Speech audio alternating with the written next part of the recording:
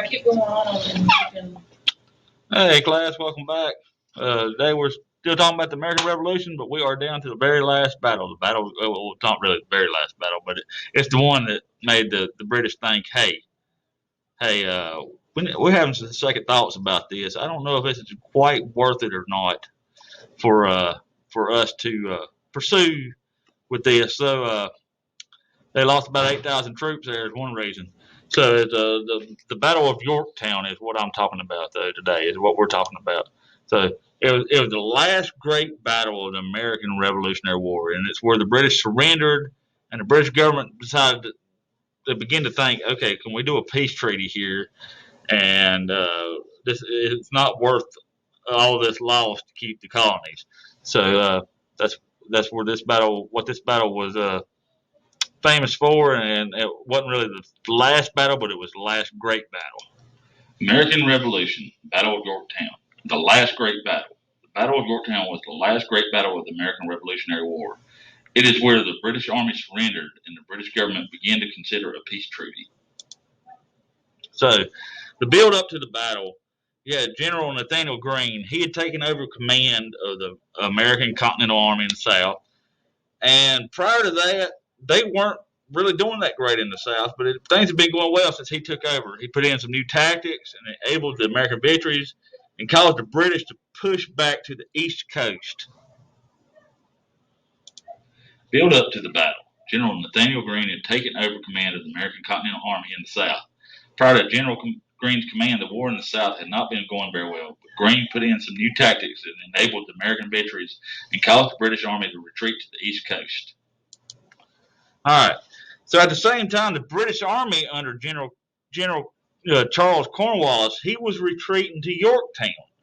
All right, and General George Washington was marching down from the north, and the French was coming in over here after they had defeated the British Navy. That the French Navy was coming in over here onto the coast of Yorktown.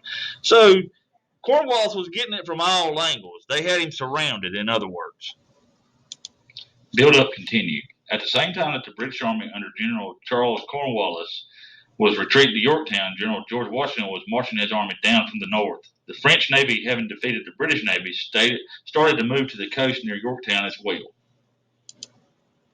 So, at the Siege of Yorktown, the British Army was now surrounded at Yorktown. They were surrounded on all sides. They were greatly outnumbered by the French and the American troops, and for 11 days, the American forces, they kept bombarding them with everything they had. And finally, Cornwallis sent out a white flag for surrender. And he wasn't going to surrender at first. He had a bunch of demands for George Washington to do, and Washington said, no, we're not doing that. So he said, we're just going to go ahead and attack you again. And when Cornwallis saw that, he said, okay, all right, we surrender. The battle was over after that. The Siege of Yorktown. The British Army was now surrounded at Yorktown. They were greatly outnumbered by the French and American troops. For 11 days, the American forces bombarded the British. Finally, Cornwallis sent out the white flag for surrender. He originally made a lot of demands to George Washington for surrender, but Washington didn't agree. When the American troops started to prepare for another attack, Cornwallis agreed to Washington's terms, and the battle was over. All right, so on October 19th, 1781, General Cornwallis signed the British surrender. The document was called the Articles of Capitulation, and he did not really want to surrender over to the Americans. Okay, he wanted to turn and try to surrender to the French, and the French said, "No, we're not having that. You're going to come out here and you're going to surrender this to the Americans because that's who you lost this battle to." And he wasn't too happy about it, and he tried to play second at first, and actually send his right hand man out to do all this. He never did come out to surrender his own sword like they typically did. Surrender. On October 19, 1781, General Cornwallis signed the British surrender. The document was called the Articles of Capitulation. All right, so around 8,000 British troops were surrendered in Yorktown, all right? And it wasn't all of their army, but it was a big enough force for them to start thinking, hey, okay, we might lose this war. And losing this battle made them start thinking about peace, and that it wasn't worth the cost of war to keep the colonies.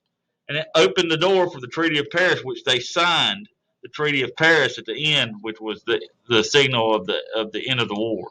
British done fighting. Around 8,000 British troops surrendered in Yorktown. Although this wasn't all the army, it was big enough force to cause the British to start thinking they were going to lose the war. Losing this battle made them start to think about peace and that it wasn't worth the cost of the war to keep the colonies. This opened the door for the Treaty of Paris. All right, so what made the Battle of Yorktown significant? Was it A, the first battle, B, the middle battle, or C, the last great battle? It was C, the last great battle. Ding, ding, ding. We have a winner. Number 2, what was the date of the British surrender? Was it A, October 19th, 1781, B, September 11th, 2001, or C, December 7th, 1941? It was A, October 19th, 1781. Ding, ding, ding. We have a winner. Number 3, how many days did the American troops bombard the British? A, 1 day, B, 11 days, or C, 100 days? It is B. They bombarded them for about 11 days before Cornwallis decided, okay, all right, we've had enough. We're going to surrender. Ding, ding, ding. We have a winner. Number 4, how many British troops surrendered at Yorktown? A, 8,000, B, 0, or C, 1 million? It was A, 8,000 troops surrendered at Yorktown. Ding, ding, ding. We have a winner. And that is all of our comprehension questions. And we are officially done with the American Revolution.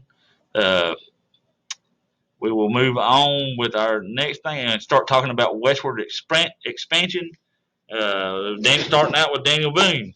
So I hope you've enjoyed this, and be sure to go on Schoology. Go through this lesson, turn it in so you get credit, and I will see you next time. You all have a good day.